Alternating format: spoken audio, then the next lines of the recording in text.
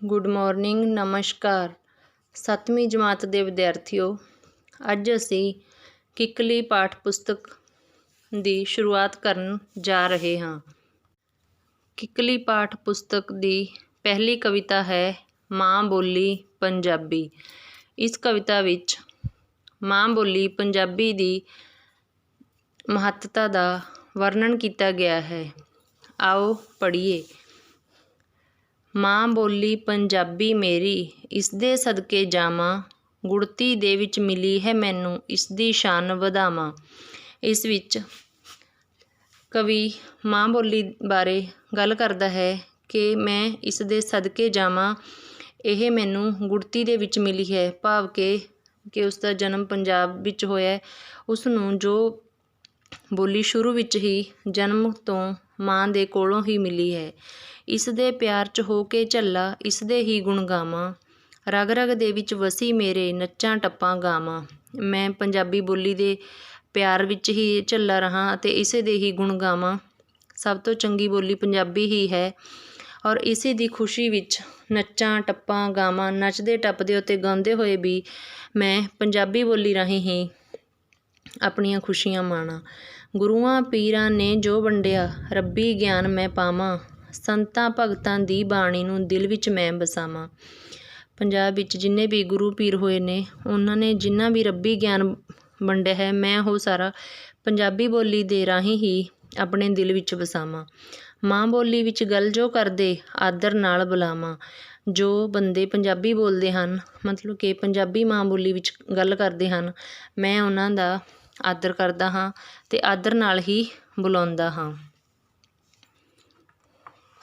ਅੱਗੇ ਹੈ ਸੱਭਿਆਚਾਰ ਦੇ ਜੋ ਰਖਵਾਲੇ, ਚਰਨ ਧੂੜ ਬਣ ਜਾਵਾਂ।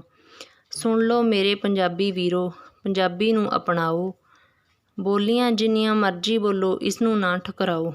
ਜੋ ਪੰਜਾਬੀ ਸੱਭਿਆਚਾਰ ਦੇ ਰਖਵਾਲੇ ਨੇ, ਮੈਂ ਉਹਨਾਂ ਦੇ ਚਰਨਾਂ ਦੀ ਧੂੜ ਮਤਲਬ ਉਹਨਾਂ ਅੱਗੇ ਨਿਮਦਾ ਹਾਂ। ਮੇਰੇ ਪੰਜਾਬੀ ਵੀਰੋ, ਪੰਜਾਬੀ ਨੂੰ ਹੀ ਅਪਣਾਓ, ਜਿੰਨੀਆਂ ਮਰਜ਼ੀ ਹੋਰ ਬੋਲੀਆਂ ਸਿੱਖੋ, ਪਰ ਪੰਜਾਬੀ ਨੂੰ ਕਦੇ ਨਾ ਭੁੱਲੋ। ਰਲ ਗੱਡ ਕਰਕੇ ਕਦੇ ਨਾ ਬੋਲੋ, ਇੱਕ ਦੇ ਹੀ ਹੋ ਜਾਓ। ਰਲ ਗੱਡ ਮਤਲਬ ਦੋ ਤਿੰਨ ਬੋਲੀਆਂ ਨੂੰ ਮਿਲਾ ਕੇ ਨਾ ਬੋਲੋ, ਹਮੇਸ਼ਾ ਇੱਕ ਹੀ ਭਾਸ਼ਾ ਪੰਜਾਬੀ ਬੋਲੋ। ਪੰਜਾਬੀ ਭਾਸ਼ਾ ਬੋਲਣ ਵੇਲੇ ਹੋਰ ਨਾ ਕੁਝ ਵਿੱਚ ਰਲਾਓ, ਆਪਣੀ ਮਾਂ ਬੋਲੀ ਵਿੱਚ ਵੀਰੋ ਗੱਲ ਸ਼ੁੱਧ ਕਹਿ ਹੁੰਦੀ। ਕਿ ਜਦੋਂ ਵੀ ਅਸੀਂ ਆਪਣੀ ਮਾਂ ਬੋਲੀ ਪੰਜਾਬੀ ਵਿੱਚ ਗੱਲ ਕਰਦੇ ਹਾਂ, ਹਮੇਸ਼ਾ ਸ਼ੁੱਧ ਬੋਲਿਆ ਜਾਂਦਾ ਹੈ। ਉੱਪਰ ਇਹਨੇ ਕੀ ਦਿੱਤਾ ਹੈ ਕਿ ਇਸ ਕਵਿਤਾ ਵਿੱਚ ਕਵੀ ਨੇ ਪੰਜਾਬੀ ਭਾਸ਼ਾ, ਜੋ ਪੰਜਾਬੀਆਂ ਦੀ ਮਾਂ ਬੋਲੀ ਅਖਵਾਉਂਦੀ ਹੈ, ਦੇ ਗੁਣਾਂ 'ਤੇ ਚਾਨਣਾ ਪਾਇਆ ਹੈ। ਉਸ ਨੇ ਦੱਸਿਆ ਹੈ ਕਿ ਹਰੇਕ ਪੰਜਾਬੀ ਦਾ ਫਰਜ਼ ਬਣਦਾ ਹੈ ਕਿ ਉਹ ਆਪਣੀ ਮਾਂ ਬੋਲੀ ਦਾ ਸਤਿਕਾਰ ਕਰੇ। ਉਹ ਜਿੰਨੀਆਂ ਮਰਜ਼ੀ ਭਾਸ਼ਾਵਾਂ ਬੋਲੇ, ਪਰ ਪੰਜਾਬੀ ਨੂੰ ਪਹਿਲ ਦੇਵੇ। ਦੁੱਖ ਸੁੱਖ ਦਿਲ ਦੇ ਫੋਲ ਨੇ ਹੁੰਦੇ, ਰਹੀਏ ਵਿੱਚ ਬੁਲੰਦੀ। ਰਾਜ ਭਾਸ਼ਾ ਪੰਜਾਬ ਦੀ ਇਹ ਹੈ, ਪੰਜਾਬ ਦਾ ਮਾਣ ਵਧਾਓ, ਜਨਮ ਤੋਂ ਲੈ ਕੇ ਮਰਨ ਤੀਕਰ ਇਸਦੇ ਹੀ ਗੁਣ ਗਾਓ। ਦੁੱਖ ਸੁੱਖ ਆਪਣੀ ਮਾਂ ਬੋਲੀ ਭਾਵ ਪੰਜਾਬੀ ਵਿੱਚ ਹੀ ਬੋਲੋ। ਪੰਜਾਬ ਦੀ ਇਹ ਰਾਜ ਭਾਸ਼ਾ ਹੈ। ਪੰਜਾਬ ਦਾ ਮਾਣ ਵਧਾਓ, ਜਨਮ ਤੋਂ ਲੈ ਕੇ ਮਰਨ ਤੱਕ ਆਪਣੀ ਮਾਤ ਭਾਸ਼ਾ ਪੰਜਾਬੀ ਹੀ ਬੋਲੋ। ਅੱਗੇ ਔਖੇ ਸ਼ਬਦਾਂ ਦੇ ਅਰਥ ਹਨ। ਗੁੜਤੀ ਵਿੱਚ ਮਿਲਣੀ, ਮਾਤਾ ਕੋਲੋਂ ਜਨਮ ਸਮੇਂ ਮਿਲਣੀ, ਝੱਲਾ, ਪਾਗਲ, ਬਾਣੀ, ਰੂਹਾਨੀ ਬੋਲੀ, ਚਰਨ ਧੂੜ ਬਣਨਾ, ਆਦਰ ਕਰਨਾ, ਨੀਵੇਂ ਹੋਣਾ, ਠੁਕਰਾਉਣਾ, ਪਾਸੇ ਕਰਨਾ ਜਾਂ ਮੂੰਹ ਮੋੜਨਾ, ਰਲ ਗੱਡ ਕਰਕੇ ਬੋਲਣਾ, ਦੋ ਤਿੰਨ ਭਾਸ਼ਾਵਾਂ ਨੂੰ ਮਿਲਾ ਕੇ ਬੋਲਣਾ, ਸ਼ੁੱਧ ਗੱਲ, ਸਾਫ਼ ਸਪਸ਼ਟ ਗੱਲ, ਬੁਲੰਦੀ ਵਿੱਚ ਰਹਿਣਾ, ਚੜ੍ਹਦੀ ਕਲਾ ਵਿੱਚ ਰਹਿਣਾ। ਇਹ ਔਖੇ ਸ਼ਬਦਾਂ ਦੇ ਅਰਥ ਤੁਸੀਂ ਆਪਣੀ ਕਾਪੀ ਵਿੱਚ ਲਿਖੋਗੇ। ਰਲ ਗੱਡ ਕਰਕੇ ਬੋਲਣ ਦਾ ਕੀ ਅਰਥ ਹੈ? ਦੋ ਤਿੰਨ ਭਾਸ਼ਾਵਾਂ ਮਿਲਾ ਕੇ ਬੋਲਣਾ। ਅੱਗੇ ਆਪਣੀ ਮਾਂ ਬੋਲੀ ਵਿੱਚ ਬੱਚਾ ਕਿਹੋ ਜਿਹੀ ਗੱਲ ਕਰਦਾ ਹੈ? ਠੀਕ ਢੰਗ ਨਾਲ, ਔਖੇ ਹੋ ਕੇ, ਪਿਆਰ ਨਾਲ, ਮੁਸ਼ਕਿਲ ਨਾਲ। ਕਿਉਂਕਿ ਜਦੋਂ ਬੱਚਾ ਆਪਣੀ ਮਾਂ ਬੋਲੀ ਵਿੱਚ ਗੱਲ ਕਰੇਗਾ, ਉਹ ਠੀਕ ਢੰਗ ਨਾਲ ਹੀ ਕਰੇਗਾ। ਪੰਜਾਬੀ ਪੰਜਾਬ ਦੀ ਕਿਹੜੀ ਭਾਸ਼ਾ ਹੈ? ਰਾਜ ਭਾਸ਼ਾ। ਰਲ ਗੱਡ ਕਰਕੇ ਬੋਲਣ ਦਾ ਕੀ ਅਰਥ ਹੈ? ਦੋ ਤਿੰਨ ਭਾਸ਼ਾਵਾਂ ਮਿਲਾ ਕੇ ਬੋਲਣਾ। ਅੱਗੇ ਆਪਣੀ ਮਾਂ ਬੋਲੀ ਵਿੱਚ ਬੱਚਾ ਕਿਹੋ ਜਿਹੀ ਗੱਲ ਕਰਦਾ ਹੈ? ਠੀਕ ਢੰਗ ਨਾਲ, ਔਖੇ ਹੋ ਕੇ, ਪਿਆਰ ਨਾਲ, ਮੁਸ਼ਕਿਲ ਨਾਲ। ਕਿਉਂਕਿ ਜਦੋਂ ਬੱਚਾ ਆਪਣੀ ਮਾਂ ਬੋਲੀ ਵਿੱਚ ਗੱਲ ਕਰੇਗਾ ਉਹ ਠੀਕ ਢੰਗ ਨਾਲ ਹੀ ਕਰੇਗਾ। ਪੰਜਾਬੀ ਪੰਜਾਬ ਦੀ ਕਿਹੜੀ ਭਾਸ਼ਾ ਹੈ? ਰਾਜ ਭਾਸ਼ਾ।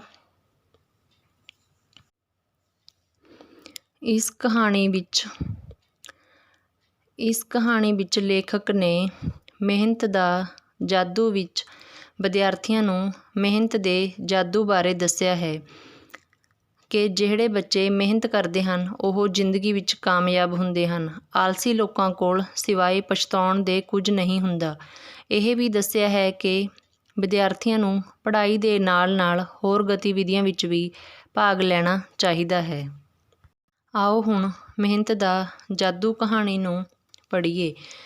ਰੂਬਲ ਆਪਣੇ ਮਾਮਾ ਜੀ ਦੇ ਬੇਟੇ ਸਤਿੰਦਰ ਨੂੰ ਮਿਲਣ ਦਾ ਬਹੁਤ ਚਾਹਵਾਨ ਸੀ ਕਿਉਂਕਿ ਉਸ ਨੇ ਆਪਣੇ ਮੰਮੀ ਪਾਪਾ ਤੋਂ ਉਸਦੀ ਬਹੁਤ ਤਾਰੀਫ ਸੁਣੀ ਸੀ। ਉਸਦੇ ਮਾਮਾ ਜੀ ਮੁੰਬਈ ਰਹਿੰਦੇ ਸਨ, ਇਸ ਲਈ ਸਤਿੰਦਰ ਨੂੰ ਮਿਲਿਆਂ ਉਸਨੂੰ ਬਹੁਤ ਦੇਰ ਹੋ ਚੁੱਕੀ ਸੀ।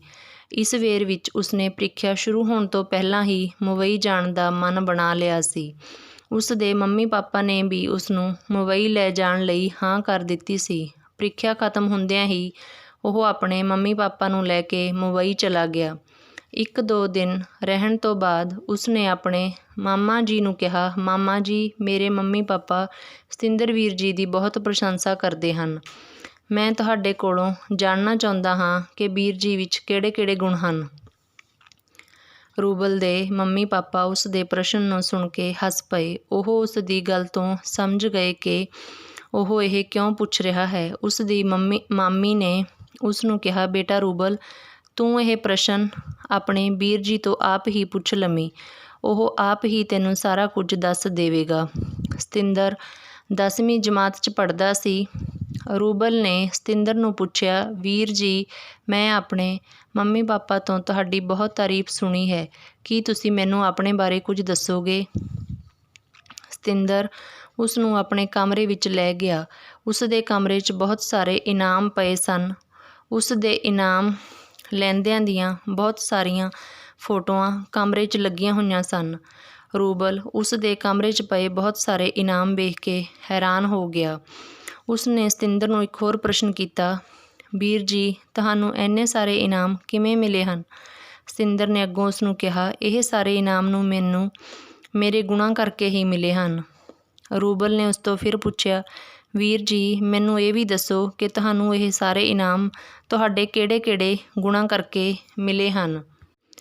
ਸਤਿੰਦਰ ਨੇ ਥੋੜ੍ਹਾ ਸੋਚ ਵਿਚਾਰ ਕਰਨ ਤੋਂ ਬਾਅਦ ਕਿਹਾ, ਰੂਬਲ, ਮੈਂ ਇਹ ਇਨਾਮ ਖੇਡਾਂ, ਪੜ੍ਹਾਈ, ਅਨੁਸ਼ਾਸਨ, ਕੈਂਪਾਂ, ਭਾਸ਼ਣ ਅਤੇ ਹੋਰ ਕਈ ਪ੍ਰਤੀਯੋਗਤਾਵਾਂ 'ਚ ਅੱਵਲ ਰਹਿ ਕੇ ਪ੍ਰਾਪਤ ਕੀਤੇ ਹਨ। ਰੂਬਲ ਨੇ ਹੈਰਾਨ ਹੋ ਕੇ ਸਤਿੰਦਰ ਨੂੰ ਪੁੱਛਿਆ, ਵੀਰ ਜੀ, ਇੰਨੀਆਂ ਪ੍ਰਤੀਯੋਗਤਾਵਾਂ 'ਚ ਭਾਗ ਲੈ ਕੇ ਤੁਹਾਡੀ ਪੜ੍ਹਾਈ ਖਰਾਬ ਨਹੀਂ ਹੁੰਦੀ? ਸਤਿੰਦਰ ਨੇ ਰੂਬਲ ਦਾ ਪ੍ਰਸ਼ਨ ਸੁਣ ਕੇ ਕਿਹਾ, ਰੂਬਲ, ਤੂੰ ਇਹ ਬਹੁਤ ਹੀ ਚੰਗੀ ਗੱਲ ਪੁੱਛੀ ਹੈ। ਤੇਰੀ ਇਸ ਗੱਲ ਦਾ ਜਵਾਬ ਇਹ ਹੈ ਕਿ ਅਸੀਂ ਜਦੋਂ ਪੜ੍ਹਾਈ ਤੋਂ ਬਿਨਾਂ ਹੋਰ ਗਤੀਵਿਧੀਆਂ 'ਚ ਭਾਗ ਲੈਂਦੇ ਹਾਂ ਤਾਂ ਸਾਡੀ ਪੜ੍ਹਾਈ 'ਤੇ ਫਰਕ ਤਾਂ ਪੈਂਦਾ ਹੀ ਹੈ, ਪਰ ਤੁਸੀਂ ਤਾਂ ਪੜ੍ਹਾਈ 'ਚ ਵੀ ਬਹੁਤ ਹੁਸ਼ਿਆਰ ਹੋ। ਮੈਂ ਤਾਂ ਆਪਣੀ ਮੰਮੀ ਤੋਂ ਇਹ ਵੀ ਸੁਣਿਆ ਹੈ ਕਿ ਤੁਸੀਂ ਆਪਣੀ ਜਮਾਤ 'ਚੋਂ ਵੀ ਪਹਿਲੇ ਨੰਬਰ 'ਤੇ ਹੀ ਆਉਂਦੇ ਹੋ। ਰੂਬਲ ਨੇ ਫਿਰ ਪ੍ਰਸ਼ਨ ਕੀਤਾ। ਸਤਿੰਦਰ ਨੇ ਅੱਗੋਂ ਕਿਹਾ, ਰੂਬਲ, ਤੂੰ ਇਹ ਠੀਕ ਹੀ ਸੁਣਿਆ ਹੈ। ਮੈਂ ਹਰ ਸਾਲ ਆਪਣੀ ਜਮਾਤ ਵਿੱਚੋਂ ਪਹਿਲੇ ਨੰਬਰ 'ਤੇ ਹੀ ਆਉਂਦਾ ਹਾਂ। ਮੇਰੇ ਪਹਿਲੇ ਸਥਾਨ 'ਤੇ ਆਉਣ ਦਾ ਰਾਜ਼ ਇਹ ਹੈ ਕਿ ਮੈਂ ਦੂਜੀਆਂ ਗਤੀਵਿਧੀਆਂ 'ਚ ਭਾਗ ਲੈਣ ਦੇ ਨਾਲ-ਨਾਲ ਆਪਣੀ ਪੜ੍ਹਾਈ ਵੱਲ ਵੀ ਪੂਰਾ ਧਿਆਨ ਦਿੰਦਾ ਹਾਂ। ਮੈਂ ਆਪਣੇ ਸਮੇਂ ਦੀ ਉਚਿਤ ਵਰਤੋਂ ਕਰਦਾ ਹਾਂ। ਰੂਬਲ ਨੇ ਅੱਗੋਂ ਕਿਹਾ, ਵੀਰ ਜੀ, ਇਸ ਦਾ ਮਤਲਬ ਇਹ ਹੋਇਆ ਕਿ ਤੁਹਾਡੇ ਇਹ ਸਾਰੇ ਗੁਣ ਤੁਹਾਡੀ ਮਿਹਨਤ ਦਾ ਜਾਦੂ ਹਨ। ਸਤਿੰਦਰ ਨੇ ਰੂਬਲ ਦੀ ਗੱਲ ਸੁਣ ਕੇ ਹੱਸਦਿਆਂ ਕਿਹਾ, ਛੋਟੇ ਵੀਰ, ਇਹ ਸਾਰਾ ਕੁਝ ਪ੍ਰਾਪਤ ਕਰਨ ਲਈ ਸਾਨੂੰ ਮਿਹਨਤ ਤਾਂ ਕਰਨੀ ਹੀ ਪਵੇਗੀ। ਜੇਕਰ ਤੂੰ ਵੀ ਆਪਣੇ ਮਨ 'ਚ ਪੱਕੀ ਧਾਰ ਲਵੇਂ ਤਾਂ ਤੂੰ ਵੀ ਇਹ ਜਾਦੂ ਕਰਕੇ ਵਿਖਾ ਸਕਦਾ ਏਂ। ਰੂਬਲ ਸਤਿੰਦਰ ਦੀਆਂ ਗੱਲਾਂ ਤੋਂ ਬਹੁਤ ਪ੍ਰਭਾਵਿਤ ਹੋਇਆ। ਉਸ ਨੇ ਵੀ ਆਪਣੇ ਵਿੱਚ ਇਹ ਸਾਰੇ ਗੁਣ ਧਾਰਨ ਕਰਨ ਦਾ ਮਨ ਬਣਾ ਲਿਆ। ਇਹ ਕਹਾਣੀ ਪ੍ਰਿੰਸੀਪਲ ਵਿਜੇ ਕੁਮਾਰ ਦੁਆਰਾ ਲਿਖੀ ਗਈ ਹੈ।